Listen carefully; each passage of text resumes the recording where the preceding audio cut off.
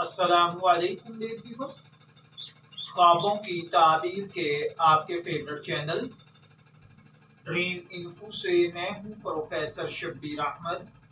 हमारा आज का टॉपिक है ख्वाब में पका हुआ गोश्त देखना।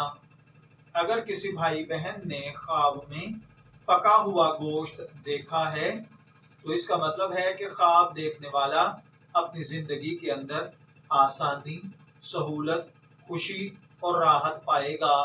अगर कोई शख्स ख्वाब के अंदर गोश्त के कबाब खाए तो इसका मतलब किसी आदमी से नफ़ा पाना या अच्छा मशवरा मिलना है। अगर कोई शख्स ख्वाब में किसी जंगली जानवर के गोश्त के कबाब खाए तो इसका मतलब बुजुर्गों से इल्म हासिल करना, उनके मशवरे के साथ ज़िंदगी सुधारना, आसानी और कामयाबी के साथ आगे बढ़ना है।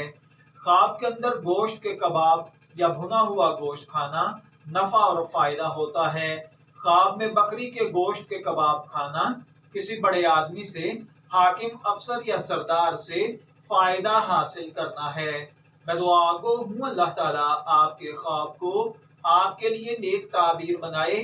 शब्बीर अहमद को इजाज़त दीजिए, फिर हाजिर होंगे किसी नए ख्वाब की ताबीर के साथ।